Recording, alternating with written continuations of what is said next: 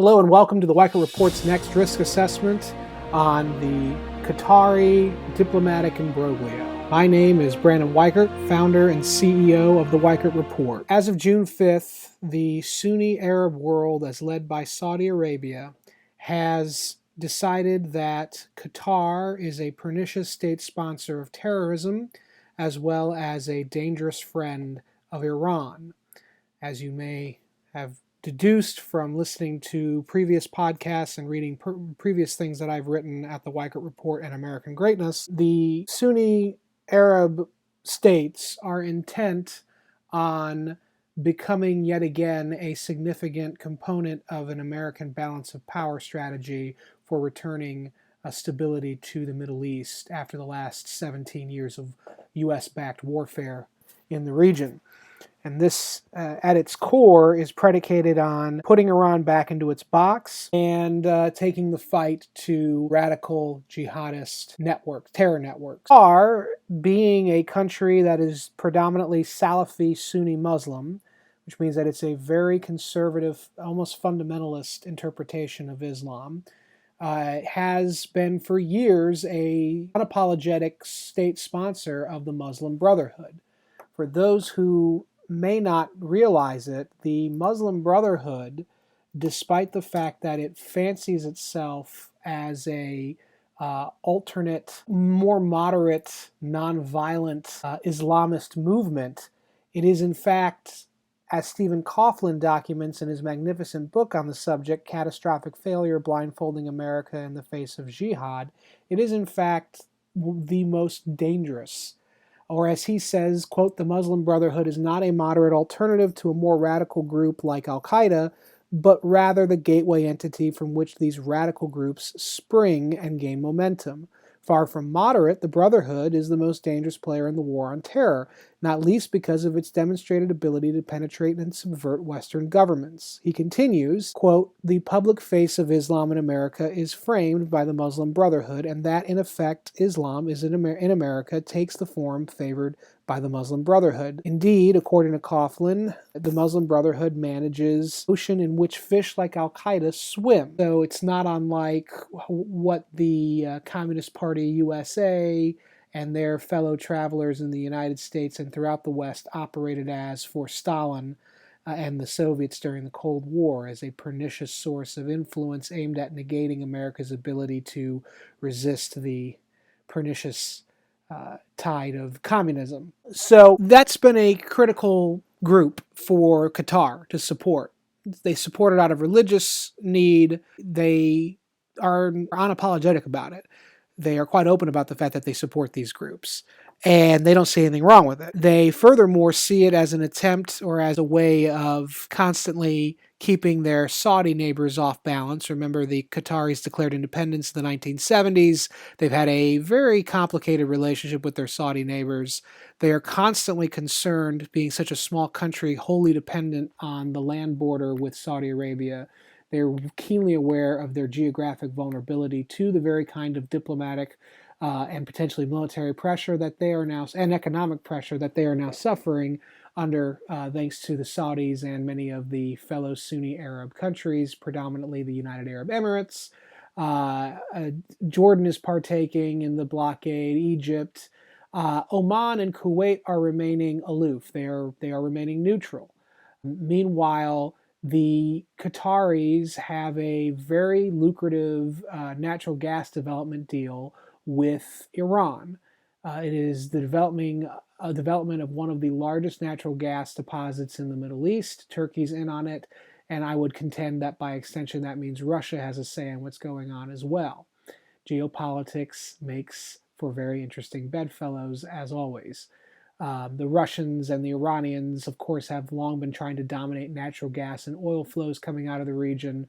The Iranians thinks that it will be a key component of reasserting the Shiite regional hegemony that once existed in the region. The Russians want to capitalize on that natural gas and have it flowing into Europe. And as long as they have some outsized control over it, the Russians figure that they will be able to have an continued outsized impact on European politics by being able to complicate the ability of European powers to get much needed energy sources. And of course, the Turks are in on it because, well, as I've argued in my lecture series at the Institute of World Politics, President Recep Erdogan is a neo-Ottoman intent on rehabilitating the Ottoman Empire's old sphere of influence in the Middle East, with himself as the Sultan. Now, I don't think that this will go anywhere, but that's what he's keen on doing. And the Turks have been going about things in the region for the last 8 to 10 years based on this assumption. So it's making for some strange bedfellows. For our part, the Americans, we have a very important air base in the region in which we use to conduct critical airstrikes against ISIS and other militant networks in the region. The Obama administration was concerned, and the now Trump administration is concerned, because Qatari support for the Muslim Brotherhood and Iran go back years. So the previous Obama administration and now the current Trump administration are concerned that any attempts to side too closely with Saudi Arabia, any attempt to come down too hard on Qatar, will have serious complications on American foreign policy in the region in terms of access to that much needed airbase. I disagree with this assessment. I think that the Qataris are feeling the squeeze right now diplomatically. And furthermore, I think that they are going to want to keep America in their good graces, if only because ultimately they understand that it is through America that they can ultimately get the Saudis and the other Sunni states that are isolating them. It is America that will be able to get them to back off. Qatar is not likely to give in to this kind of brinksmanship on the part of the Sunni states. Therefore, it is likely that you're going to have subdivisions arising within the Sunni bloc, the Arab Sunni bloc. This is a problem because, as I have spoken previously on the balance of power scenario that the Trump administration is intent on creating in the region to allow for the United States to begin drawing down its presence and start taking on a traditional role of an offshore balancer, without a unified Sunni bloc to rely upon to put Iran back in its containment, to police the Sunni radicals, the Wahhabi and Salafi Sunni radicals within their own camp, the jihadists, without having a reliable partner from which the Israelis can rely on, and without having reliable partners on the ground that will ensure the stable flow of oil to the world, American foreign policy is complicated. And so the concern here is that while we are very much in favor of having the Sunni Arab countries start cracking down on both Iran and their own radical elements, we are concerned that they may push Qatar too far away and into the loving arms of Iran, Turkey, and the Muslim Brotherhood types, which will only serve to divide the Sunni states. For my part, I think that the presence of Kuwait and Oman as stabilizing elements within the Sunni community on this issue is very important. I think that the notion that there will be some united Sunni Arab bloc is fanciful. I think that we can get them almost united, and they seem to be. I think Qatar is not so important as many analysts are saying. I do think that this imbroglio is allowing for Iran to extend its own influence into the region.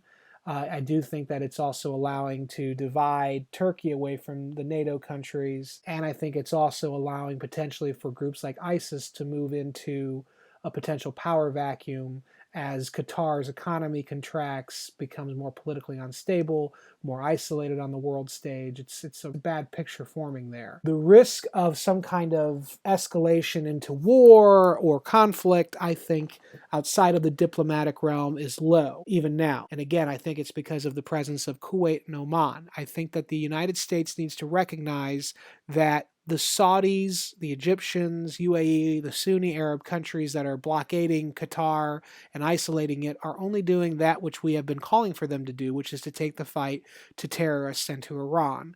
They're doing it in a very ham-fisted way, and because of Qatar's economic links over this natural gas development deal, and because of their religious affinity for the Muslim Brotherhood, I don't know how we're going to get them to stop. The United States has one goal here: to keep as much of our traditional Sunni Arab allies on board with an alliance against jihadism and against the Shiite mania that is governing Iran.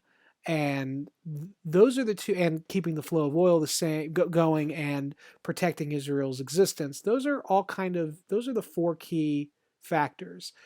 Strength in numbers. And so even if there is a division within the Sunni world, the risk that this will empower Iran remains low. It will empower Iran in the sense that it will give them the ability to keep poking the Sunni states in the eye.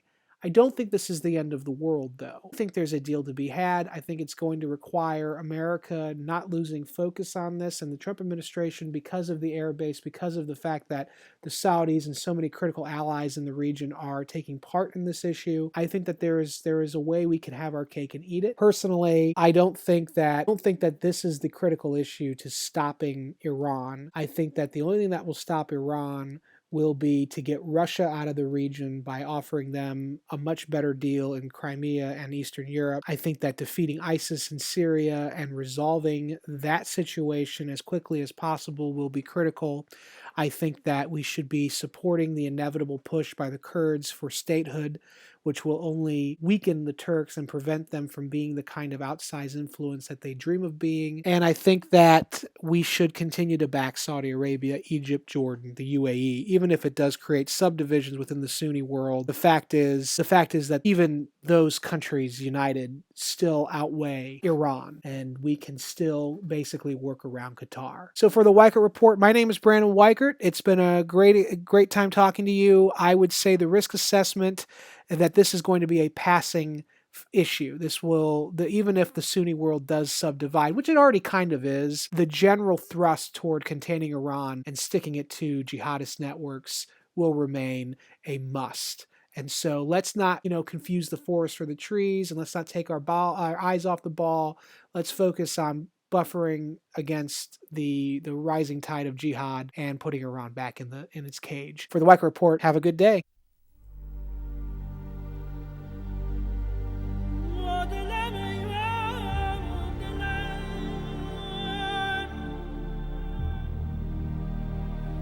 The